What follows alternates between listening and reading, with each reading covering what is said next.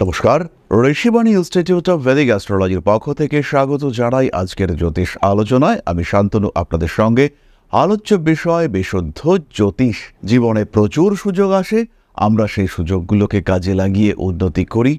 আবার বহু সময় এটাও দেখতে পাওয়া যায় সেই সুযোগকেই আমরা কাজে লাগাতে পারি না।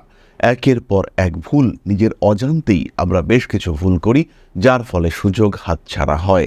আজকে আমরা আলোচনা করব তুলা রাশি বা লগ্নের মানুষরা জীবনে বারবার কোন ভুলগুলি করে থাকেন, নিজের অজান্তেই করে থাকেন এবং তার কারণে তাদেরকে পস্তাতে হয়, তাদেরকে ভুগতে হয়।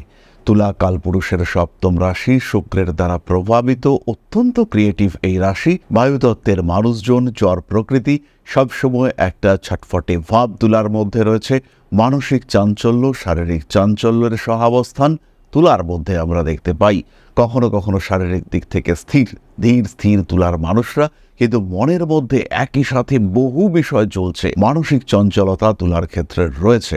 প্রত্যেকটি তুলা রাশি বা লগ্নের মানুষ, তাদের ক্ষেত্রে এই মানসিক চাঞ্চল্য আমরা দেখতে পাই। এরা ব্যালেন্স করে চলেন, সবাইকে নিয়ে চলার একটা প্রচেষ্টা এদের মধ্যে দেখতে পাওয়া যায়।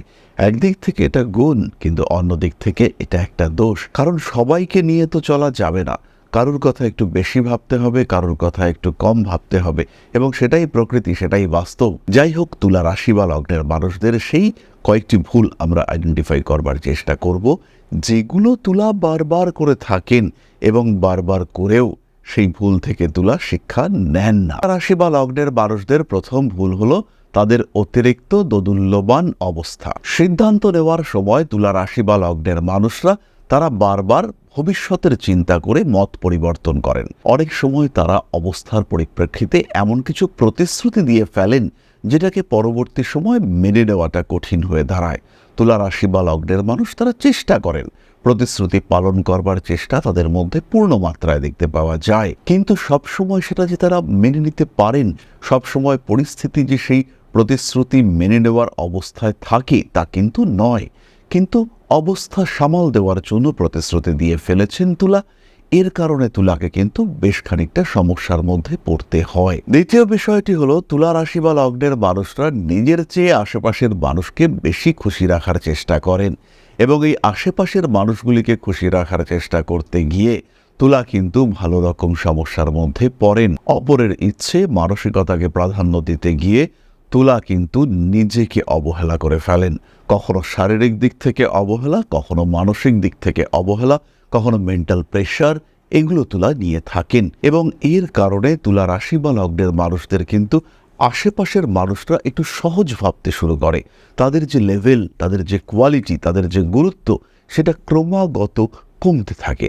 নিজেরাই নিজেদের গুরুত্ব কমিয়ে ফেলেন, এবং তুলা রাশি বা লগ্নের মানুষ তাদের কিন্তু কর্মক্ষেত্রে, পেশার ক্ষেত্রে পিছিয়ে আসতে দেখতে পাওয়া যায়। সবাইকে খুশি রাখা, সবাইকে ভালো রাখা, সবার প্রতি পক্ষপাতবিহীন দৃষ্টি রাখা ইত্যাদি কারণে তুলা ধীরে ধীরে নিজেই নিজের উপরে একটা অদ্ভুত মানসিক চাপ সৃষ্টি করে ফেলেন। অনেক সময় শারীরিক পরিশ্রমও প্রচুর করতে হয়, সবার জন্য ভাবতে হচ্ছে, টাকা আনতে হচ্ছে। এর কারণে তুলা কিন্তু ভালো রকম সমস্যার মধ্যে পড়েন, এবং এই সমস্যার কারণে তুলা কিন্তু নিজেকেই অবহেলা করতে থাকেন। তুলা রাশি বা লগ্নের মানুষরা সাধারণভাবে শান্তিপ্রিয় হয়ে থাকেন। আইনি জটিলতা কিংবা পারিপার্শ্বিক অশান্তি, প্রতিবেশীদের সঙ্গে বিরোধ, এই সমস্ত বিষয়গুলিকে অ্যাভয়েড করার চেষ্টা করেন তুলা। এবং তার এই নমনীয় মানসিকতা, এটাকে আশেপাশের মানুষজন দুর্বলতা মনে করেন। ফলে তুলা রাশি বা লগ্নের মানুষদের উপরে আশেপাশের মানুষদের চাপ দেওয়ার একটা প্রবণতা দেখতে পাওয়া যায়।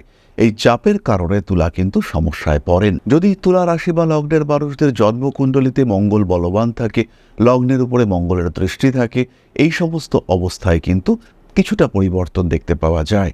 অন্যথায় কিন্তু তুলাকে প্রচুর মানুষ ইউজ করেন। তুলাকে সামনে রেখে নিজের কার্য উদ্ধার করবার মানসিকতা তাদের মধ্যে দেখতে পাওয়া যায়। নিজের মধ্যে অহং সত্তা, এটা কিন্তু তুলা ধীরে ধীরে হারিয়ে ফেলেন। তার কারণে কমতে থাকে আত্মবিশ্বাস। তুলা রাশি বা লগ্নের মানুষদের একটা সার্টেন পিরিয়ডের পরে বহু সময় আত্মবিশ্বাস কমে যেতে দেখতে পাওয়া যায়। এই সময় তুলা ডিসিশন নিতে পারেন না কোন জিনিসটা আমার জন্য ভালো, কোন জিনিসটা আমার জন্য সঠিক। তখন কিন্তু অন্যের উপরে ভরসা করতে দেখতে পাওয়া যায় তুলা রাশি বা লগ্নের মানুষদের। এই নির্ভরশীলতা তুলাকে কিন্তু আরও একটু দুর্বল করে ফেলে। তুলা রাশি বা লগ্নের মানুষজন এই নির্ভরশীলতার কারণে কিন্তু কিছুটা পিছিয়েও পড়েন। পঞ্চমত, তুলা রাশি বা লগ্নের মানুষরা, বিশেষ করে তুলা রাশির মানুষরা, এরা কিন্তু ভাবনার জন্য অনেকটা বেশি সময় অতিবাহিত করেন। তারা অপেক্ষা করেন সঠিক সময় কখন আসবে, তার আগে তারা কিন্তু ভাবতে থাকেন। একটি শব্দ তুলা বিশ্বাস করেন, ভাবিয়া করিও কাজ, করিয়া ভাবিও না। কিন্তু ভাবতে ভাবতে অনেক সময় তুলার ক্ষেত্রে কিন্তু দেরি হয়ে যেতে দেখতে পাওয়া যায়। ডিসিশন নেওয়ার ক্ষেত্রে দ্বিধাগ্রস্ত হয়ে পড়েন তুলা রাশি বা লগ্নের মানুষরা। বৃহস্পতি ষষ্ঠপতি হওয়ার কারণে অর্জিত জ্ঞানকে বাস্তবে প্রয়োগ করার ক্ষেত্রে বাধা সৃষ্টি হতে দেখতে পাওয়া যায়। তুলা রাশি বা লগ্নের মানুষরা অভিজ্ঞতা প্রাপ্ত হন, কিন্তু সেই অভিজ্ঞতা থেকে যে শিক্ষা গ্রহণ করবেন সেখানে কিন্তু একটা ঘাটতি দেখতে পাওয়া যায়।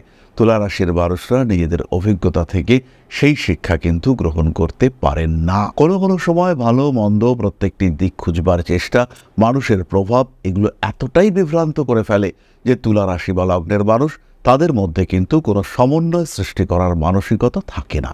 তারা হারিয়ে ফেলেন, তারা নিজেদের আত্মপ্রত্যয় খুঁজতে ব্যর্থ হয়ে পড়েন। আর সেই ক্ষেত্রে তৃতীয় ব্যক্তি অনুপ্রবেশ করে এবং তার একটা ইম্প্যাক্ট সেটা তার উপরে দেখতে পাওয়া যায়। তুলা রাশির মানুষরা অত্যন্ত বেশি কৃতজ্ঞ। তাদের উপরে কে কবে উপকার করেছে সেই প্রত্যেকটি বিষয় তুলা মনে রাখার চেষ্টা করেন। কাউকে কষ্ট দেওয়া, এটা কিন্তু তুলার চিন্তা বিরোধী। ফলে তুলা রাশি বা লগ্নের মানুষদের একটা কষ্ট, সেটা কিন্তু পেয়েই যেতে হয়। মানসিক দিক থেকে একটা স্ট্রেস, এটা কিন্তু তুলাকে ফেস করতে হয়। এবার প্রশ্ন হলো, কিভাবে তুলা এই বিষয়টি থেকে বেরিয়ে আসবেন? প্রথম কাজটি হলো মেডিটেশন।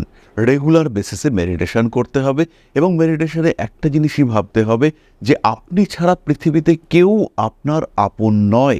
শুধু নিজের কথাটা ভাবুন, শুধু নিজের উপকারটা ভাবুন, নিজে ভালো থাকুন, বাড়িতে সেই কাজটাই করুন যেটা আপনাকে খুশি রাখবে। অন্যকে বিশেষ খুশি রাখার দরকার নেই। আপনি খুশি থাকলে আশেপাশের মানুষরা খুশি থাকবে। এই আত্মবিশ্বাস, এই ভরসা, এটা আপনাকে নিয়ে আসতে হবে।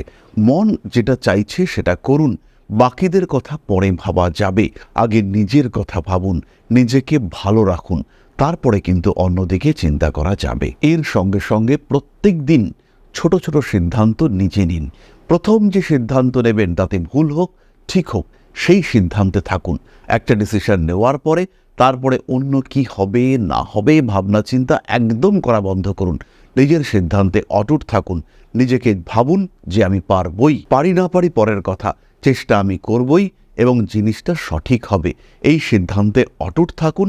ভবিষ্যৎ যা হবে আপনি সফল হবেন, এই আত্মবিশ্বাস নিয়ে আসবার চেষ্টা করুন। বাধা বিপত্তি সংগ্রাম যাই হোক না কেন আপনি জিতবেন, এই মেন্টালিটি নিজের মধ্যে বজায় রাখুন। সুতরাং তুলা রাশি বা লগ্নের মানুষদের ভুলগুলিকে ঠিকঠাক করবার চেষ্টা করা যেতে পারে, ফিরিয়ে আনা যেতে পারে আত্মবিশ্বাস।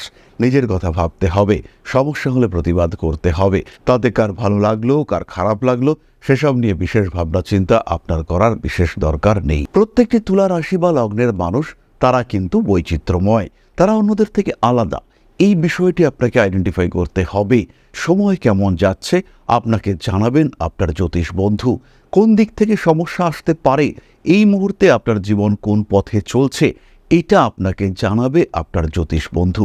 তাই সমস্যাগুলিকে ইগনোর না করে সমস্যাগুলিকে গুরুত্ব দিন, সমস্যাগুলিকে সমাধানের পথ খুঁজে বার করুন। মনে রাখবেন, দেরি কিন্তু এখনো হয়ে যায়নি, এখনো পরিবর্তন সম্ভব, এখনো ভালো থাকা যেতে পারে, এখনো নিজেকে ভালো রাখা যেতে পারে। তাই দেরি না করে ইমিডিয়েটলি নিজের প্রিয় জ্যোতিষের পরামর্শ গ্রহণ করুন। এরপরে আমরা চলে আসব আলোচনার পরবর্তী পর্যায়ে, অর্থাৎ আপনাদের প্রশ্নে জ্যোতিষের উত্তর।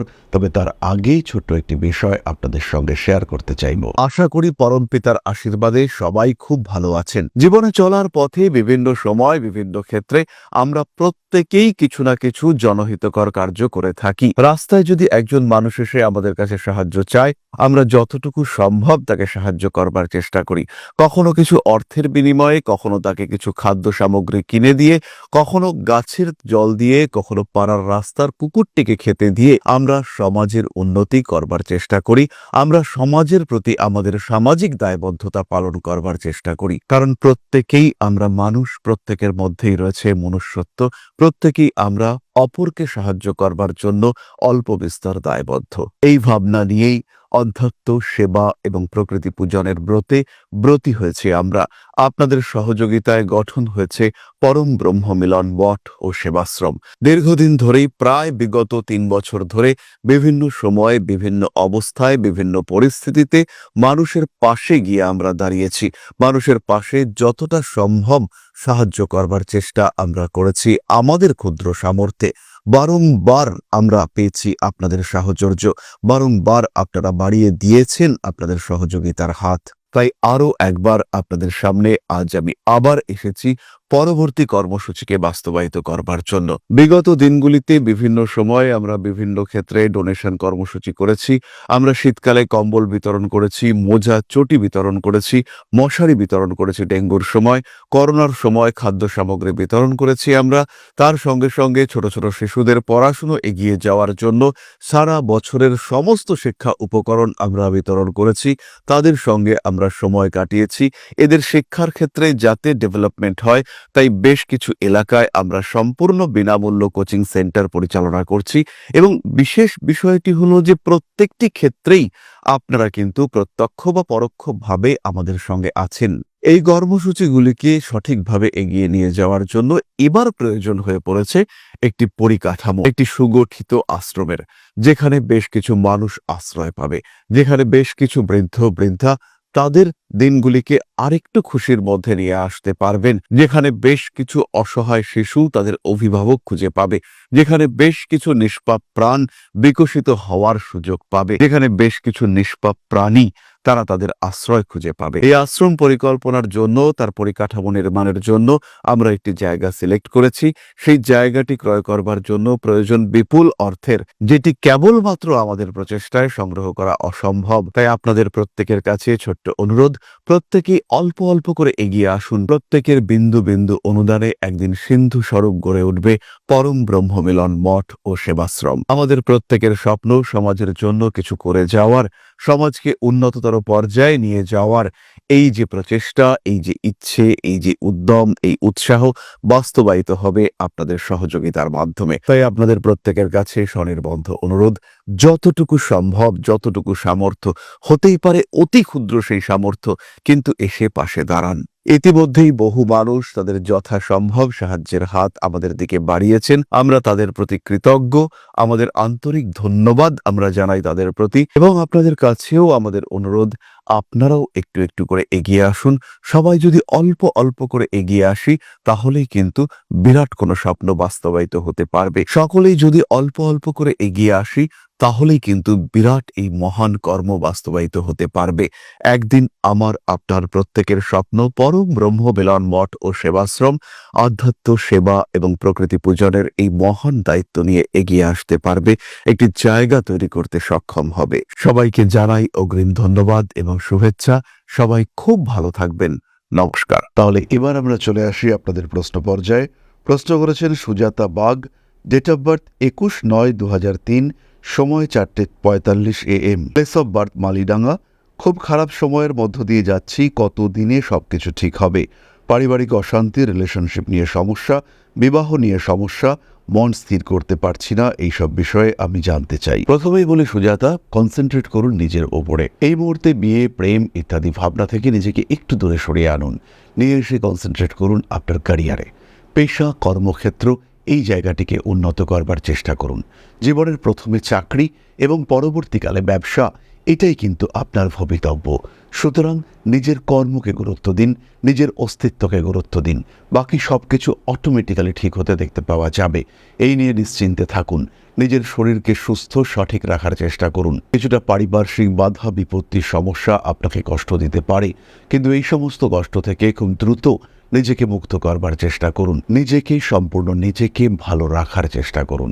সমস্যামুক্ত জীবন যাপন করবার চেষ্টা করুন। ভালো থাকবেন আপনি। 2028 সালের জুলাই থেকে সেপ্টেম্বর চাকরি পাওয়ার জন্য অত্যন্ত শুভ। এই সময়ের জন্য নিজেকে প্রস্তুত করুন।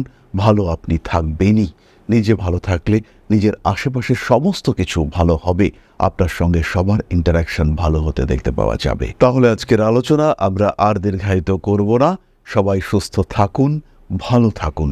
মা শ্রী শ্রী আদিশক্তির আশীর্বাদ বর্ষিত হোক আপনাদের উপর। সমৃদ্ধ, আরও সমৃদ্ধ হয়ে উঠুক আপনাদের প্রত্যেকের জীবন। জয় মা আদিশক্তি। নমস্কার। ওং নকারাদি পঞ্চাশদ্বর্ণেভ্যো স্বাহা। ওং প্রতিপাদাদি তিথিভ্যো স্বাহা। ওং কৃষ্ণপক্ষায় স্বাহা। ওং শুক্লপক্ষায় স্বাহা। ওং অমাবস্যায় স্বাহা। ওং পূর্ণিমায় স্বাহা।